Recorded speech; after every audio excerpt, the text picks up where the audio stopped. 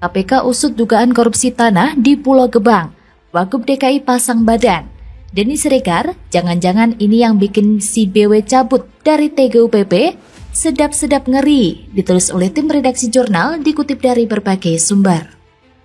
Pengumpulan alat bukti masih terus dilakukan berupa pemanggilan saksi-saksi untuk dilakukan pemeriksaan di Gedung Merah Putih KPK, dan sejauh ini sudah diperiksa sekitar 22 orang yang terdiri dari pegawai BPN, kemudian pegawai BUMD, pihak swasta, dan juga notaris. Pak Bambang Wijayanto, dan beliau sudah mengajukan cuti selama 1 bulan terhitung mulai hari Jumat. Jadi Pak Bambang Wijayanto cuti selama 1 bulan selama beliau bekerja membantu sebagai pengacara. Saya kira mesti dihitung dulu pemanggilan seperti apa ya. Kan sekarang ditangani KPK. Sudah biarin aja KPK berjalan sesuai dengan hukum yang berlaku ya. DPRD tidak boleh mempengaruhi apapun gitu ya. Itu udah masuk ranah hukum gitu. Sekedar meminta informasi tentang proses pembelian saya kira boleh. Netizen juga rupanya sudah nggak sabar sehingga selalu bertanya kepada KPK, kapan Anies Baswedan ditangkap? Mereka rindu Anies pakai rompi oranye KPK sambil dadah-dadah seperti banyak koruptor lainnya yang malah bangga dengan korupsi karena itu kejahatan yang bergengsi. KPK tengah mengusut dugaan tindak pidana korupsi atau TPK, pengadaan tanah di Pulau Gebang, Jakarta Timur. Pengadaan itu merupakan proyek Badan Usaha Milik Daerah atau BUMD Perumda Saranajaya pada tahun 2018 sampai 2019.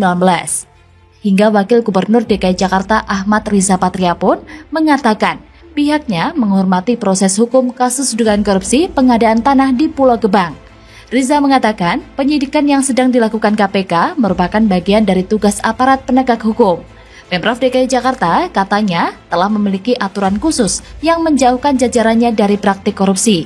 Kabar tersebut membuat pegiat media sosial Denny Siregar angkat bicara perihal kasus tindak pidana korupsi yang menyeret reputasi Anies Baswedan selaku Gubernur DKI Jakarta. Denny pun menduga jika pengusutan kasus korupsi pengadaan tanah BUMD Perumda Saranajaya merupakan buntut dari cutinya Bambang Wijoyanto alias BW selaku anggota TGUPP DKI. BW sendiri memilih hengkang dari kepengurusan TGUPP DKI demi membela Mardani H. Maming yang tersangkut perkara dugaan suap dan gratifikasi terkait izin usaha pertambangan atau IUP di Kabupaten Tanah Bumbu, Kalimantan Selatan atau Kalsel. Namun, Denny Siregar menduga jika hengkangnya BW dari TGUPP bukanlah sekedar bela Maming, melainkan BW tak ingin tersangkut sengkarut masalah korupsi yang menjerat BUMD DKI Jakarta itu. Hal itu diungkapkan Denny Siregar melalui akun Twitternya pada Jumat 15 Juli 2022 kemarin. Sebelumnya diketahui memang KPK tengah mengusut tuntas kasus tindak pidana korupsi atau TPK pengadaan tanah di Pulau Gebang, Jakarta Timur yang dikerjakan Perumda Saranajaya pada tahun 2018 sampai 2019. KPK telah menetapkan tersangka dalam kasus korupsi pengadaan tanah ini. Namun, Ali masih enggan menyampaikan nama-nama tersangkanya. Ali menyebut KPK masih terus melengkapi alat bukti dan memeriksa para saksi. Dia memastikan KPK segera mengumumkan konstruksi perkara hingga pihak yang dijadikan tersangka. Penyidik KPK, kata Ali, hingga saat ini telah memanggil puluhan saksi. Mereka diantaranya pegawai Badan Pertanahan Nasional atau BPN, pegawai BUMD, pihak swasta, hingga notaris. Menariknya, bebarengan dengan pengusutan kasus korupsi pengadaan tanah di Pulau Gebang itu, justru Bambang Wijoyanto alias BW selaku anggota TGUPP DKI memilih cuti dari keanggotaannya. Ia memilih untuk mendampingi Mardani H. Maming dalam kasus korupsi izin usaha pertambangan atau IUP di Kabupaten Tanah Bumbu, Kalimantan Selatan atau Kalsel. Penjelasan itu disampaikan BW usai sidang perdana gugatan pra-peradilan Maming yang berakhir ditunda. Sidang ditunda karena pihak Komisi Pemberantasan Korupsi atau KPK sudah berkirim surat ke hakim untuk penundaan sidang di Pengadilan Negeri atau PN Jakarta Selatan. Memang sedikit mengherankan sih ya, posisi atasannya lagi kalang kabut, mikir bawahannya yang korupsi. Bukannya bantu jadi tameng, malah kabur. Kan lucu ya? Kalau dari sononya nggak benar, dia jadinya ditinggal minggat sama bawahannya. Udah jatuh, ketimpa tangga pula. Makin nyesek deh lo nis. Anies Baswedan mungkin sedang pusing 7 keliling, mikirin kasus korupsi bawahannya yang kian merajalela. Belum juga tuntas dengan kasus korupsi DP 0 rupiah.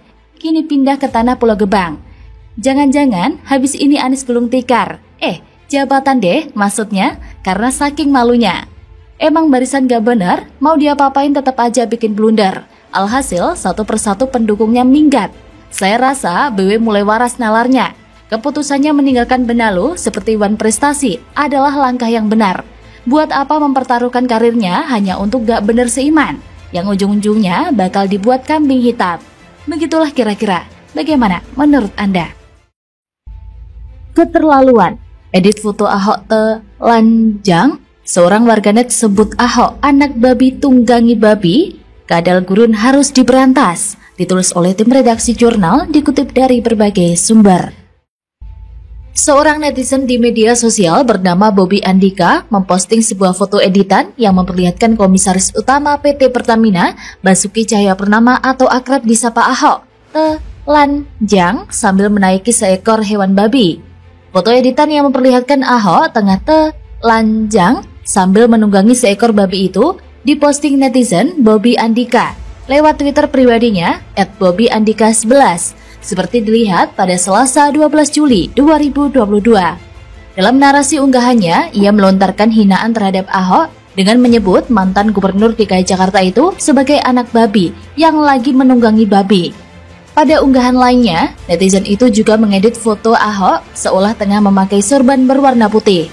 Adapun narasi dalam foto editan itu, si netizen itu menyebut kepanjangan Ahok yaitu Ali Hasan Omar Kholib.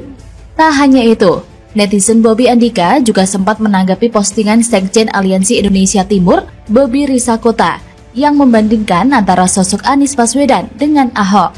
Bobi Risakota menyebut Anies selalu mengajak warga Jakarta sholat Id di Stadion JIS, lantaran selama menjabat gubernur, dia lupa membangun masjid. Sementara Ahok, kata Risakota, saat menjabat gubernur DKI Jakarta telah berhasil membangun 4 masjid.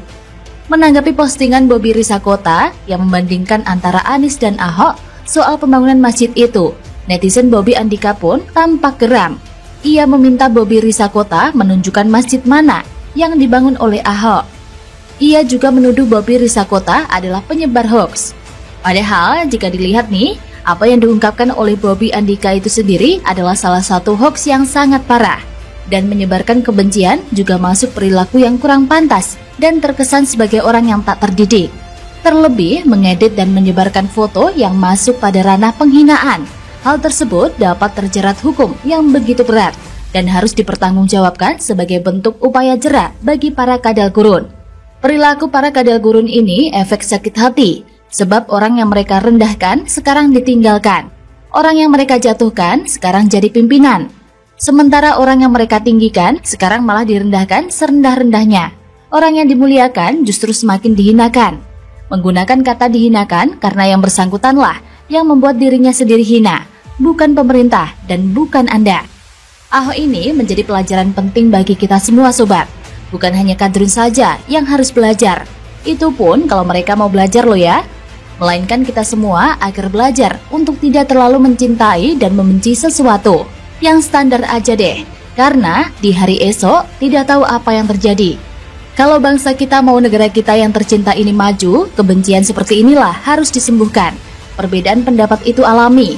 Mendukung calon yang berbeda itu adalah hak masing-masing warga negara.